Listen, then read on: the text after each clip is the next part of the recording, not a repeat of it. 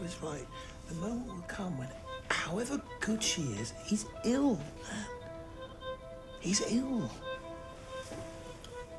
This scene single-handedly made The Father my favorite film of the year so far. There are many technical reasons behind why this scene is so clever, but to fully discern its brilliance, we must lead up to it from the beginning. Except that's easier said than done. If you've seen the film, you'll understand that attempting to pinpoint this tale's genesis is no easier than counting the number of stars in the sky and no more significant than eating chicken nuggets for safety before boarding a plane. Chicken, does that sound good? Yeah, seriously. In case you don't get it, The Father is founded on the idea of subjectivity, offering a subjective experience in place of an objective story of what it's like to suffer from dementia. The film intentionally obscures reality by planting subtle tricks deep within its nonlinear structure. Production design, editing, and even scores are used to best contort our perception of time, space, and sound, and consequently, the film is turned into something closer to a labyrinth than a simple race. So instead, let's create a starting point. Is there anybody there?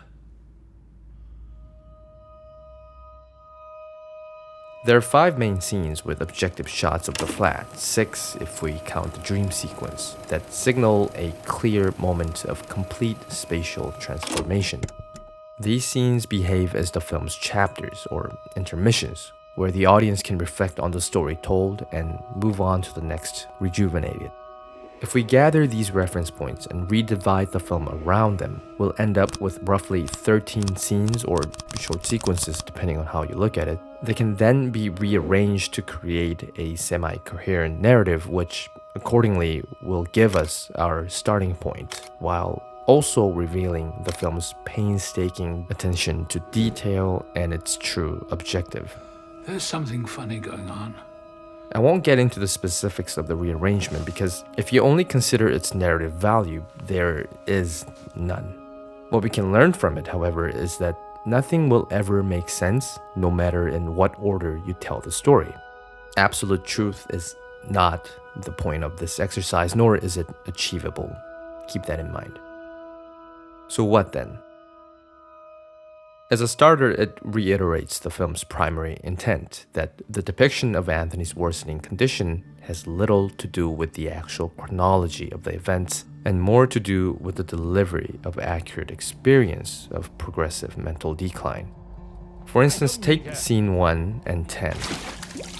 If you look at the rearranged timeline, scene 1 actually happens near the end of the story, at least potentially, whereas scene 10, despite being the 10th segment in its original timeline, happens before scene 1. So if the goal was to portray the stages of Anthony's dementia with respect to the flow of time, scene 1 would have been more confusing to watch than scene 10. Yet in the first scene, the camera moves objectively, displaying everything as truthfully and honestly as possible. It's generally more composed, wide, and spatially lucid, illustrating the characters and their surroundings with visual clarity. Even when there is a notable cut, the plot connects smoothly in the following shot, and most shots center around Anne instead of Anthony, which is another reason why everything is more fluid. In turn, Anthony, although not entirely collected, seems no more than a quirky, charming old man. Obviously, right? After all, the film has just started. Technically, we aren't even supposed to be aware of Anthony's problems yet.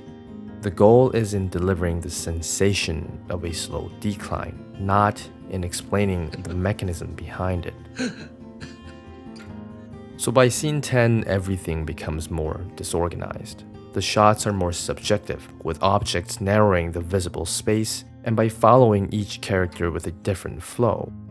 There's a feeling of disconnection between the characters that inhabit the same space as the camera captures them individually, with increased number of medium shots and close-ups. Added to this is a more blatant spatial mutation that happens time and time again right before our eyes, disorienting our perception of this world to the max. By this time, it's not just the camera movement and the basic setting that have changed. New layers of distraction are added in every new scene to cloud our memory of the past and to inflict terror of confusion. We try to make sense of the flat and its walls will change color. We picture a room and its furniture will either have moved, been replaced, or removed. What seemed like a single event will turn out to be two separate events taking place on different days, or at least feature characters wearing different clothes. A cup of coffee in the morning will instantaneously transform into a cup of coffee in the evening, and the characters will even be replaced by totally different people depending on the scene. Every time we revisit an event, something will have changed. And the reason for this, beyond the basic goal of distraction, is also in the nature of the illness itself. You see, Anthony isn't simply looking back or waking up to a new reality in sections. It's not the events that are jumbled, but the perception of the very moment that's being affected. This is my flat, isn't it? Anne? Isn't it? And this finally brings us to scene number 6, shown at the start of this video. Considering everything we've discussed so far, there are two things that make this scene notably stand out. First, this scene serves as the midpoint for both the original and the rearranged versions of the story. I'll get back to this in a minute, but more importantly, this scene is the only part of the film that exists primarily to trick the audience. If there's one rule that was consistent throughout the film, it's that scenes that don't involve Anthony will always be real. Whenever we see Anthony on screen, we're prepared to note the next jump in time or twist in the narrative. But as soon as Anthony is out of the frame, we take that moment as being genuine and sober. No tricks or turns, but a brief moment of sanity.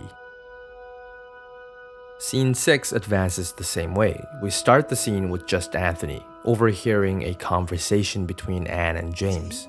We then get a brief moment of union where all three members of the family are gathered around the table.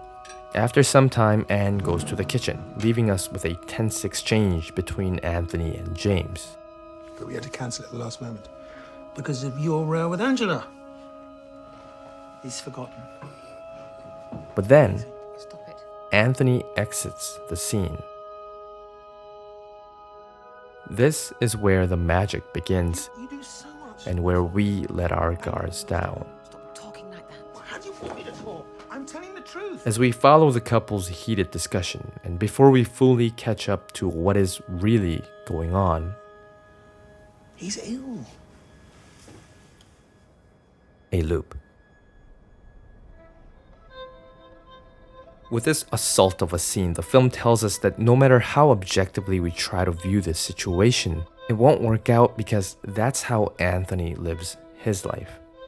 It's here that we wholly learn the terror of this illness and how damaging it can be. It's the first time we subjectively get hit with a sense of confusion and an acknowledgement of our lack of control over this situation. And only then, as we regain our composure, do we realize how imperfect everything was. We suddenly see the leftovers on the dishes and recall that they were clean the first time around. We notice Anthony leaving the scene instead of taking a seat, essentially destroying the cycle.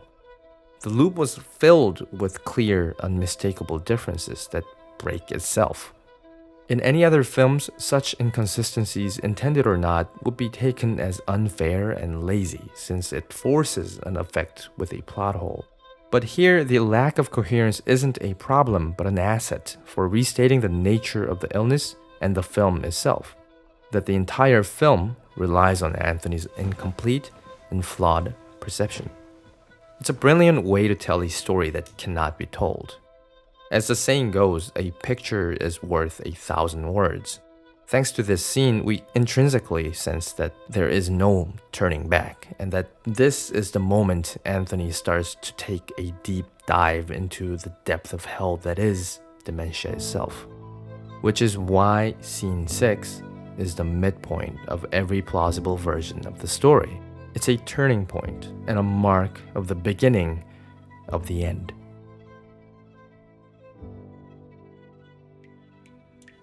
If you think back, this same trick is applied numerous times in different scenes. In fact, the entire film is based on the idea of loops. Same faces appear in different settings as different characters. What is told to be a different flat has the exact same structure. Same lines are told in different settings and by different characters. But I want an honest answer, nothing fancy. Can you do that for me? Fancy. Can you do that for me?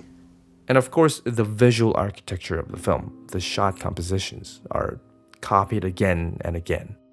Everything feels repeated and recycled, while none of it actually is. Somehow it reminds us that life functions the same way. Sprinkled across these deja vus are specks of illogicality, presented as failed relationships, past traumas, and stolen youth. You're abandoning me. These specks prevent integrity and grow into a visible spot, a shadow, until eventually a cloud of hopelessness that drowns a man who once was full of promise. Rain doesn't wait for us to get home, nor does it stop because we have an umbrella. Its existence isn't dependent on our thoughts or wishes. Rain is rain, and we are who we are. We may get wet, but that doesn't make us worse human beings. We simply have to go while it's sunny, because it never lasts long when the weather's that good. You're going to feel all right in a minute, I promise you. Everything will be all right. That's what the father tells us. A summary for dementia up close, but an analysis of life a step back.